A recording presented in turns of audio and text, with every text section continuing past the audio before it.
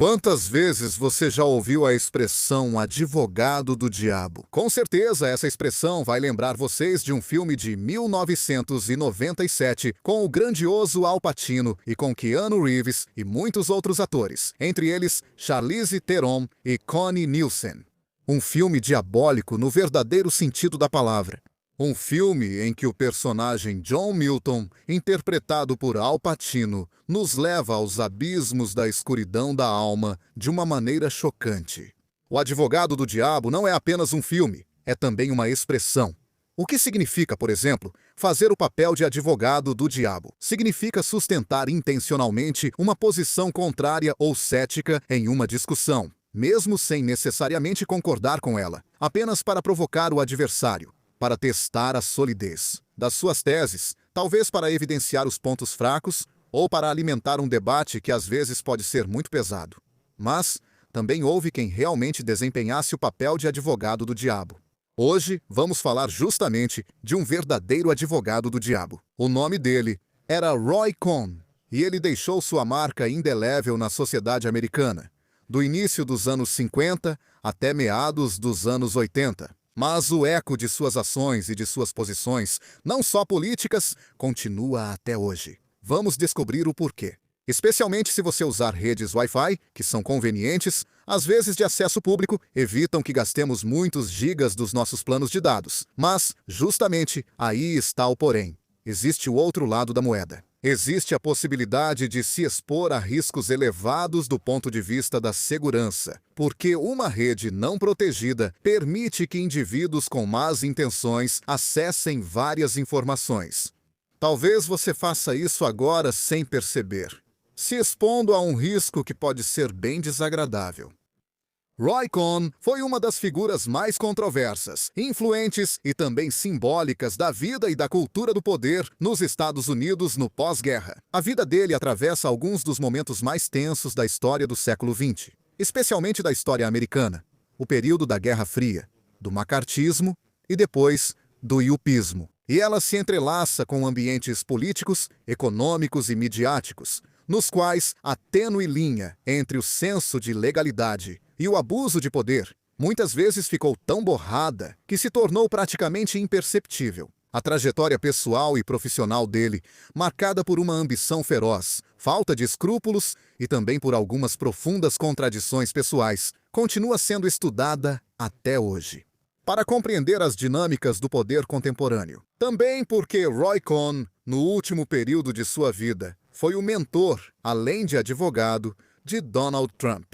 Mas vamos voltar às suas origens. Roy Marcus Cohn nasceu em 1927 em Nova York, dentro de uma família judia bem inserida nos circuitos do poder da cidade. Seu pai era um juiz respeitado, e isso garantiu ao jovem Marcus um acesso rápido a relações influentes e uma certa familiaridade com o mundo do direito, além do mundo da política, tendo crescido nesse ambiente extremamente privilegiado. Roy Cohn desenvolveu desde cedo um caráter competitivo e uma forte ambição pessoal.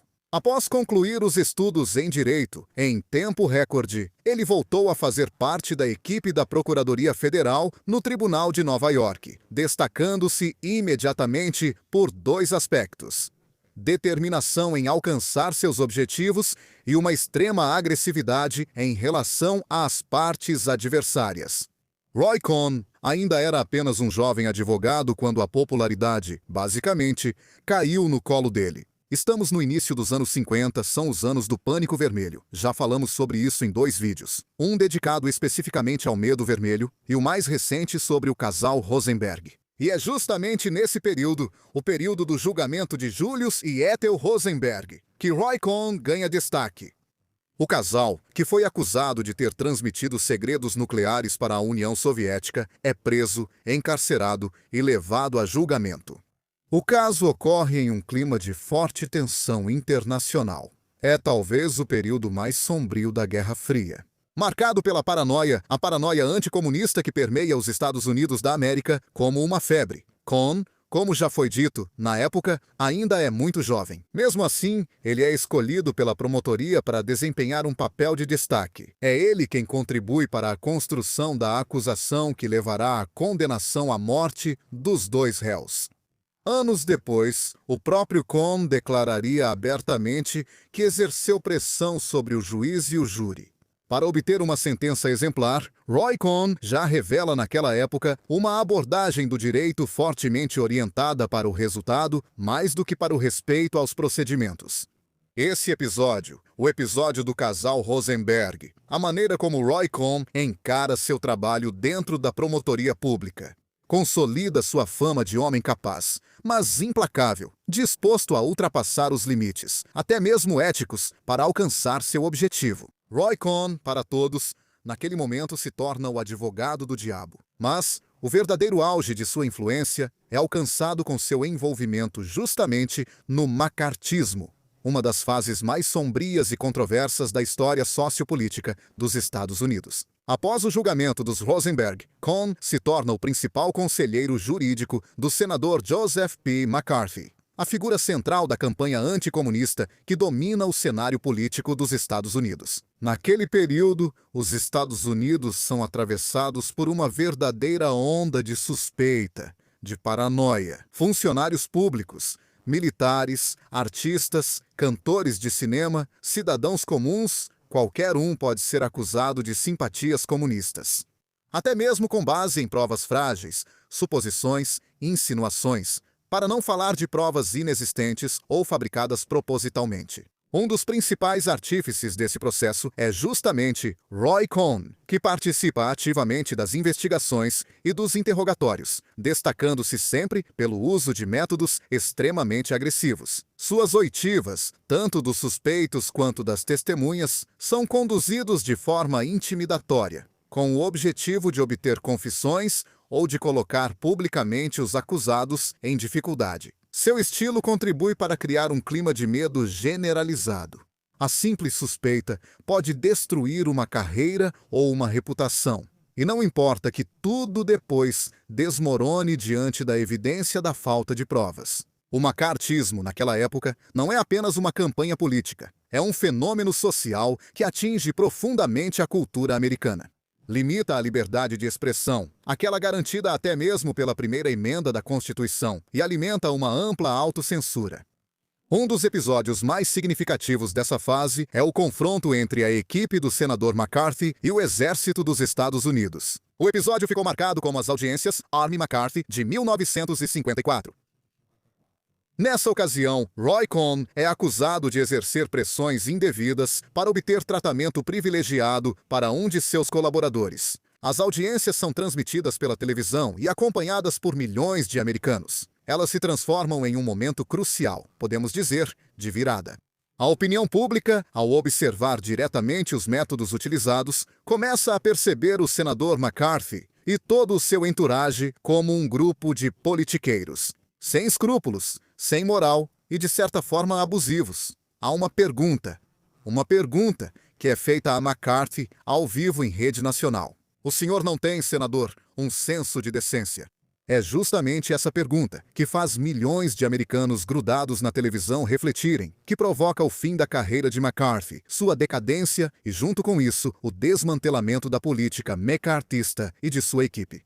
Uma equipe que se desfaz porque até mesmo Roy Cohn perde o papel central que havia conseguido conquistar dentro dos meandros do poder de Washington. Mas o fim daquela experiência política não marca também o fim da influência de Roy Cohn no sistema jurídico dos Estados Unidos. De volta a Nova York, Cohn consegue se reinventar como advogado e constrói uma carreira de enorme sucesso. Nessa nova fase, ele se torna um advogado de referência para uma ampla gama de clientes muito poderosos e, obviamente, com grande disponibilidade financeira. Há empresários, há políticos, há celebridades, há figuras até controversas, incluindo mafiosos. O escritório de advocacia de Roy Cohn se torna um ponto de encontro entre os diferentes mundos do poder. O poder econômico, o poder social, o poder midiático e o poder criminoso. Ele mesmo se torna o advogado do diabo, de uma rede informal de relações que na época caracteriza a cidade e a torna tudo, menos um paraíso. Nova York, entre os anos 60 e 70, vive um período de extremo contraste entre as luzes e o brilho reluzente de Manhattan e a pobreza que atinge praticamente todos os bairros. Mas Roy Cohn não se preocupa com isso. Pelo contrário, consolida aquele método que já havia experimentado dentro do macartismo. Agressividade, capacidade de intimidação, uso estratégico até mesmo dos meios de comunicação, tanto do rádio e da televisão, quanto das entrevistas que concede. Cohn vai além de defender seus clientes no tribunal. Ele constrói verdadeiras campanhas midiáticas para inclinar a opinião pública para um lado ou para o outro, influenciar os espectadores, os leitores e pressionar a parte contrária. Nesse sentido, Roy Cohn antecipa um modelo de gestão do conflito legal, mas também comunicativo, algo que só seria visto muitos anos depois da sua morte. E é justamente nesse contexto particular que, em meados dos anos 70, Roy Cohn conhece um jovem ambicioso, herdeiro de uma família de construtores civis, chamado Donald J. Trump. Donald Trump, na época, estava no início da carreira. Ele tem um pai que o colocou dentro do seu pequeno império imobiliário. Tem um irmão com sérios problemas comportamentais e de abuso de álcool, mas também tem grandes ambições. Donald Trump. Além disso, ele tem problemas legais. Naquele período, Donald Trump está enfrentando um processo movido pelo Departamento de Justiça por suposta discriminação racial dentro de suas propriedades. Trump administra apartamentos localizados em prédios de propriedade do pai, alugados para uma multidão de pessoas. Alguns de seus inquilinos o denunciam. Denunciam suas práticas, que seriam marcadas por um racismo não velado, mas evidente. Trump corre o risco de se meter em problemas. Por isso, ele recorre àquele que é considerado o melhor advogado que se podia encontrar. E como Roy Cohn reage? Ele pede um adiantamento robusto e depois propõe que ele mude radicalmente sua estratégia. Em vez de se defender passivamente, Roy Cohn sugere a Donald Trump contra-atacar, acusar a prefeitura e transformar o processo em uma batalha pública. Essa abordagem impacta profundamente Trump, que aprende 3 lições com Roy Cohn. A primeira, sempre se declarar vencedor primeiro, independentemente do que aconteça, sem deixar que outros façam isso. A segunda, negar sempre. Negar tudo, até o óbvio. Negar principalmente estar em dificuldade. Terceiro, atacar. Atacar sempre, ser o primeiro a atacar. Nunca deixar a iniciativa para os outros. Essas lições, que são ensinadas por Roy Cohn a Donald Trump, se você observar atentamente, ainda têm efeito até hoje. Mas, voltando àquela época, em meados dos anos 70 para o jovem Trump, Roy Cohn é um mentor que lhe transmite uma visão do conflito social baseada em princípios absurdos. Nunca admitir culpa, usar a mídia como instrumento de pressão e transformar o que poderia ser uma crise em uma oportunidade.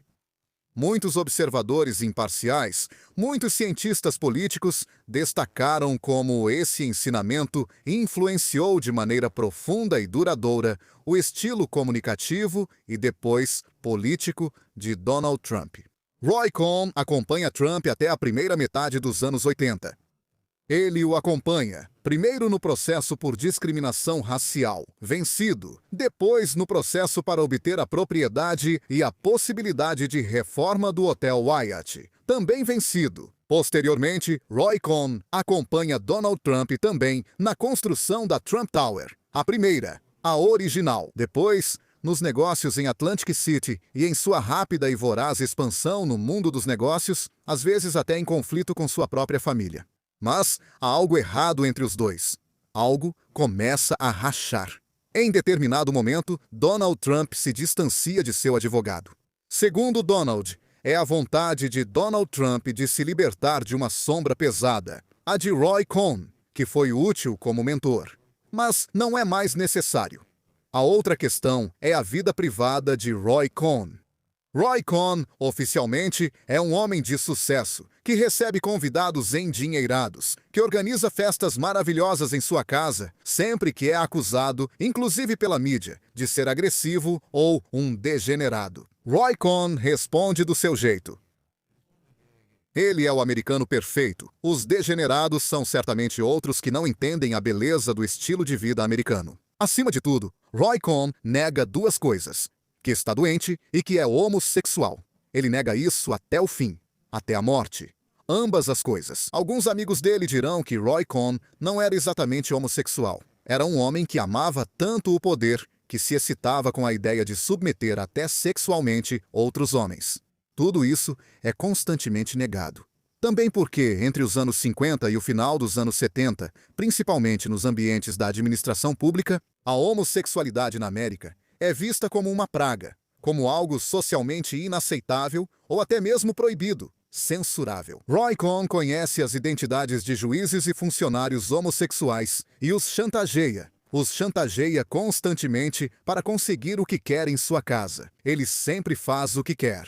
Ele constrói uma imagem pública completamente oposta. Chega até a participar indiretamente da perseguição a pessoas homossexuais.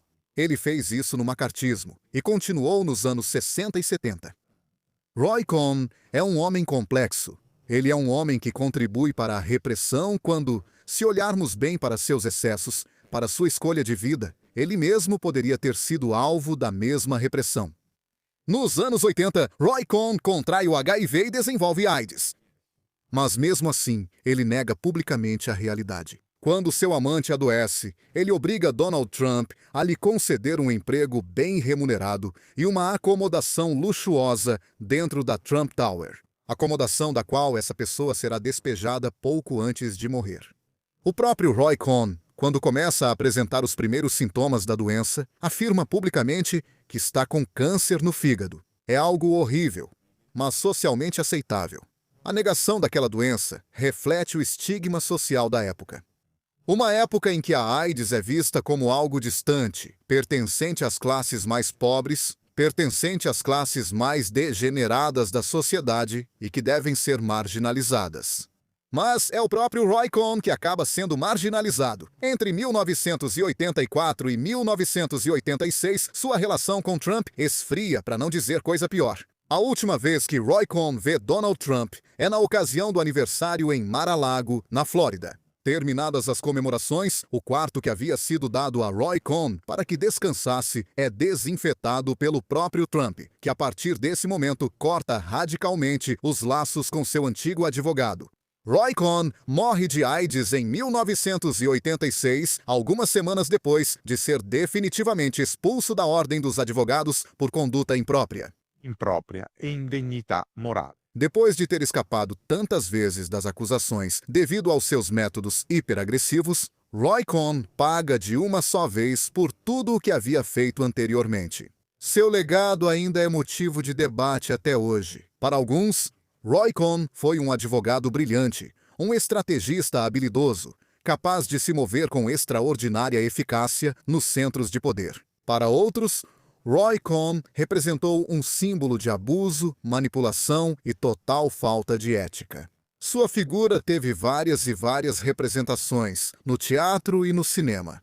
Às vezes descrito como um personagem trágico, outras vezes como um diabo de terno. Mas, no geral, a vida de Roy Cohn oferece uma visão privilegiada sobre algumas dinâmicas fundamentais do poder moderno. O uso do medo como instrumento político, a centralidade do uso da mídia na construção da realidade ou de um metaverso, a possibilidade de transformar um conflito em uma forma de domínio psicológico.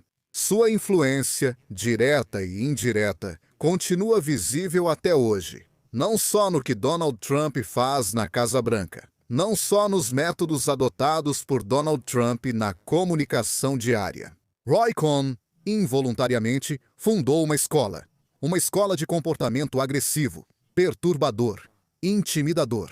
E ele se tornou uma figura-chave para entender o presente e talvez até o futuro da política de comunicação. Roy Cohn, o advogado do diabo, aquele que mandou Julius H. Rosenberg para a cadeira elétrica, aquele que construiu, moldou o mito de Donald Trump, encarnou em si o lado mais obscuro e contraditório da América. E se hoje vemos processos conduzidos como shows, se hoje vemos abusos sendo tolerados e considerados, no fim das contas, aceitáveis, se hoje vemos um certo tipo de postura também na política, devemos isso a ele, e certamente não podemos lhe agradecer por isso. Sì.